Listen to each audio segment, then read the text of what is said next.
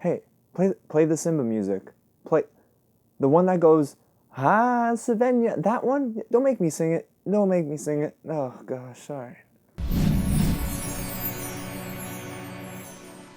What's up guys, James here from Reflect the Screen, and I just got done watching The Lion King. Oh, let me tell y'all, we got a lot to talk about. But before I go ahead and talk all about this film, if this is your first time here at Reflect the Screen, welcome to the channel. This is a place where I review movies and talk about TV shows every single week, so go ahead and hit that big red button below and subscribe to the channel so you don't miss out on anything we're doing for the rest of the year. And don't forget to like this video and share it with a ton of your friends, because let me tell y'all, this is probably going to be the biggest movie of the summer, no doubt. And in the comments below, let me know what is your favorite song from the original Lion King that you're excited to see in the 2019 version. Okay, so I've been practicing this transition. So I just can't wait to give you this review. Okay, I'm never doing that again. Never doing that again. Now, director Jon Favreau brings to life the 1994 classic that impacted my childhood and so many others. For those who are unfamiliar with the story, let me catch you up to speed, because you'd be surprised there were 2 people in our screening that had not seen The Lion King. Mufasa, the king of the Pride Lands, and his queen Sarabi raise their son Simba as he's next in line for the throne. But Mufasa's brother Scar, he ain't having that. So he devises a plan to overthrow his brother the only way he knows how, by killing him. Simba must now learn how to become a leader and save every single animal in the Pride Lands. Now let me tell y'all, right off the bat, this movie is absolutely stunning. We were 45 seconds into the film and my jaw dropped and I said, wow. I said wow so many times in this movie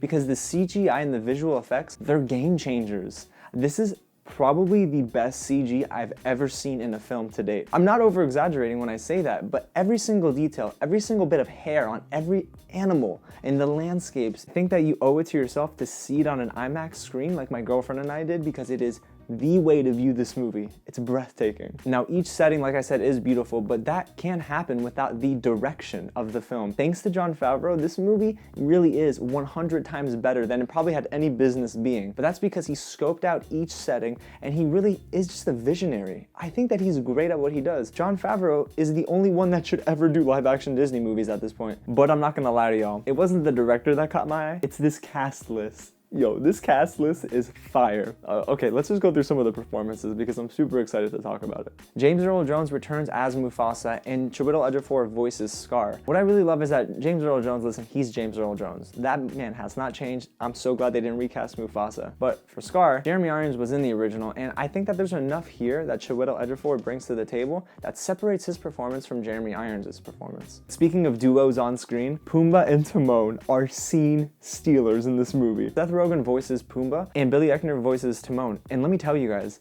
they're so funny together and they're just so natural. I think I felt so much like a kid watching both of those on screen.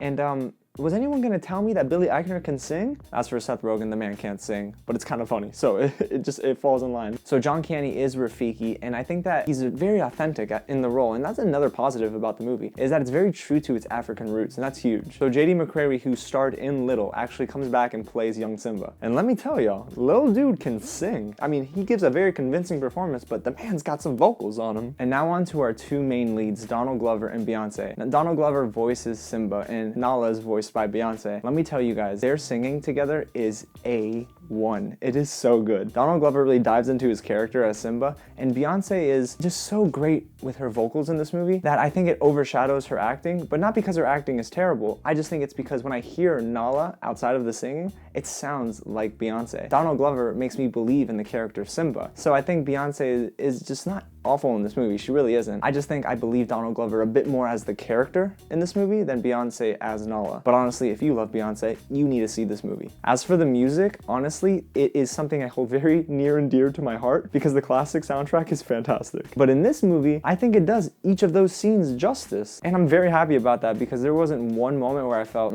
this isn't very good. Now, the biggest drawback to this film is one negative that really does take away from it being a great movie. And it's that the emotional sequences, like Scar killing Mufasa, all of that is really lessened because the CG adaptation, it just feels almost too real in those moments. So I think that's really what could have put the movie over the edge for me. But honestly, I am so happy with this movie because I expected it to be kind of bad after Aladdin. I didn't expect much. But Jon Favreau really takes this movie into a very beautiful direction. I think you're going to be stunned by the visuals, and the singing is just going to do everything you loved about the classic so much justice in this movie. Alright guys, so that's my review of The Lion King. If you really enjoyed what you saw here, go ahead and hit that subscribe button below, like this video, share it with a ton of your friends, and please let me know in the comments, what did you think about the movie? Let's have some discussion about this one. Alright guys, thank you so much for watching, and I'll catch you at the next screening.